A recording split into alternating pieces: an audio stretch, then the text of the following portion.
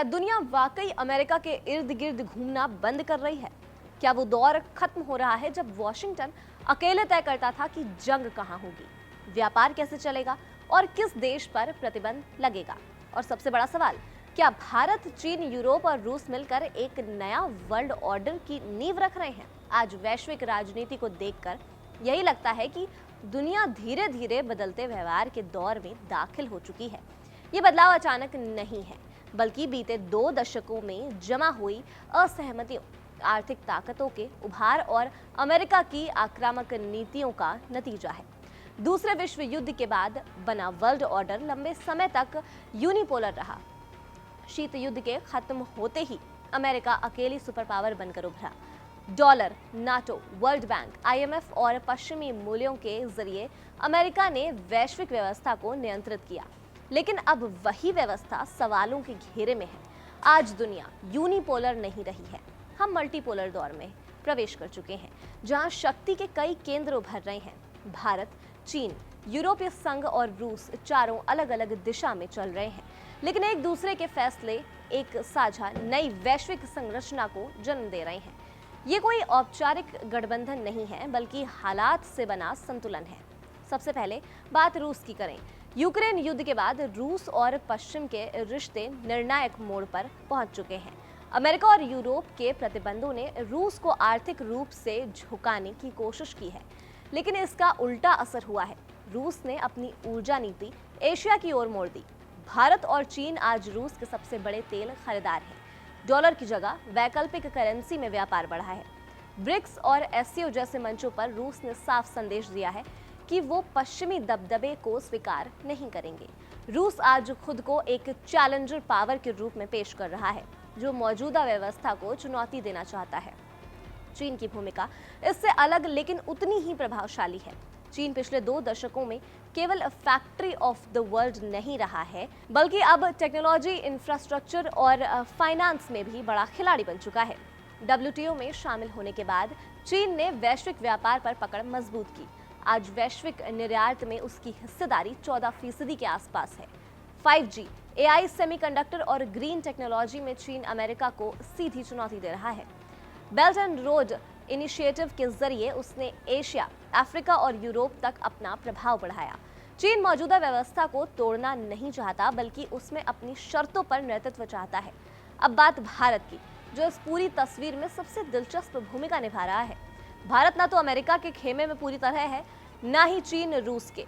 भारत ने रणनीतिक स्वायत्ता को अपनी विदेश नीति का मूल मंत्र बनाया है। अमेरिका के साथ क्वाड, टेक्नोलॉजी और डिफेंस में साझेदारी है, तो वहीं रूस से ऊर्जा और सैन्य सहयोगी भी बना हुआ है। चीन के साथ सीमा विवाद और प्रतिस्पर्धा के बावजूद भारत ब्रिक्स और SCO जैसे मंचों पर सक्रिय है। यही वजह है कि भारत को आज बैलेंसिंग पावर और ब्रिज बिल्डर कहा जा रहा है। भारत दुनिया की चौथी सबसे बड़ी अर्थव्यवस्था बन चुका है और तीसरे स्थान से कुछ ही कदम दूर है। ग्लोबल साउथ में भारत को भरोसेमंद आवाज माना जाता है। अमेरिका भले ही टैरिफ के जरिए दबाव बना रहा हो, लेकिन अब भारत को पूरी तरह से नजरअंदाज नहीं कर सकता है। AI, सेमीकंडक्टर और सप्लाई चेन जैसी रणनीति पहलों में भारत की जरूरत अमेरिका को भी है। यही भारत की सबसे बड़ी ताकत है। ये किसी एक ध्रुव का हिस्सा बने बिना सभी से बात कर सकता है। यूरोपीय संघ की स्थिति भी तेजी से बदल रही है। दशकों तक अमेरिका का सबसे भरोसेमंद सहयोगी रहा यूरोप अब खुद को असहज महसूस कर रहा है। ट्रंप की अमेरिका फर्स्ट नीति, नाटो पर सवाल, ग्रीनलैंड को लेकर दबाव और सहयोगियों पर टैरिफ, इन सब ने यूरोप को सोचने पर मजबूर कर दिया है कि क्या अमेरिका अब भी भरोसेमंद साथी है। फ्रांस और इटली जैसे देश रूस से सीधे बातचीत की बात कर रहे हैं। यूरोप एक आर्थिक महाशक्ति है, लेकिन सुरक्षा के लिए वो अब तक अमेरिका पर निर्भर रहा है। अब उस निर्भरता से बाहर निकलने का रास्ता तलाश रहा है। यहीं से नए वर्ल्ड ऑर्डर की बहस जन्म लेती है। ये ऑर्डर किसी एक समझौते से नहीं बन रहा है, बल्कि हर देश के अपने अपने फैसलों से आकार ले रहा है। रूस पश्चिम से टकराव में एशिया की ओर झुक रहा है। चीन आर्थिक और रणनीतिक विस्तार में लगा हुआ है। भारत संतुलन साधे हुए पुल की भूमिका निभा रहा है। यूरोप, अमेरिका अपनी स्वतंत्रता के बीच फैसला करने के मोड़ पर खड़ा हुआ है। इस पूरी प्रक्रिया में कनाडा जैसे देश भी नई भूमिका तलाश रहे हैं। प्रधानमंत्री मार्क कार्नी का ये कहना है कि दुनिया एक नए दौर में प्रवेश कर चुकी है। इसी बदलाव का संकेत है। चीन की यात्रा और अमेरिका पर निर्भरता कम करने की बात इस बात को दिखाती है कि मध्यम ताकतें भी अब नए विकल्प ढूंढ रही हैं। सबसे बड़ा संकेत है कि अब वैश्विक शक्ति किसी एक राजधानी में सिमटी नहीं है। वॉशिंगटन अब अकेला निर्णायकर्ता नहीं रहा। बीजिंग, नई दिल्ली, मॉस्को और ब्रुसेल्स सब अपनी अपनी जगह से दुनिया की दिशा तय कर रहे हैं। तो क्या भारत, चीन, EU, रूस मिलकर नया वर्ल्ड ऑर्डर बना रहे हैं? जवाब है हाँ, लेकिन किसी औपचारिक गठबंधन के रूप में नहीं। ये व्यवस्था व्यवहार से बन रही है, मजबूरी से बन रही है और अमेरिका की नीतियों के रिएक्शन में बन रही है। आने वाले वर्षों में दुनिया ज्यादा बटी हुई लेकिन ज्यादा संतुलित भी हो सकती है, जहां कोई एक सुपर पावर नहीं बल्कि कई प्रभावशाली ताकतें होंगी। यही मल्टीपोलर वर्ल्ड है और इस दुनिया में भारत की भूमिका सिर्फ एक खिलाड़ी की नहीं बल्कि संतुलन साधने वाले केंद्र की होगी।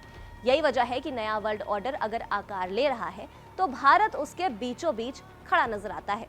इस खबर पर आप क्या सोचते हैं? अपनी राय आप हमें कमेंट सेक्शन में जरूर बताइएगा और देखते रहिए कड़क। यहाँ ताजा खबर के साथ हर दिन की शुरुआत कड़क है। आमने सामने बैठ रखते हैं बात पूरे दम से, आराम से। चर्चा होती है बेधड़क। यहाँ किस्से कहानियों में बोल सरल और अंदाज बेहद कड़क मिलता है। जीने में एक तेवर है जो आता है सही ज्ञान, जानकारी और उससे कमाई कड़क नोट से। इधर मौके पर चौका नहीं छक्का लगा जलवा दिखाते हैं। कड़क क्रिकेट से अपने रोमांच को जो बढ़ाते हैं। यहाँ की हर बात का मिजाज एक है, मिजाज कड़क। आपका अपना YouTube चैनल कड़क लाइव बेधड़क।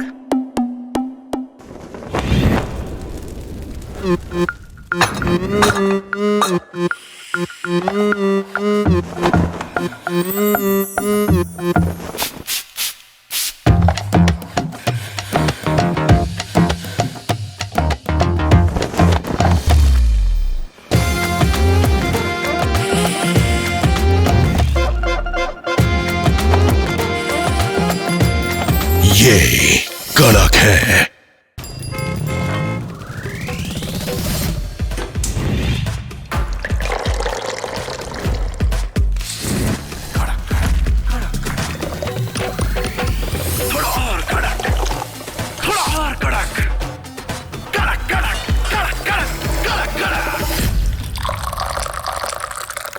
ये कड़क है।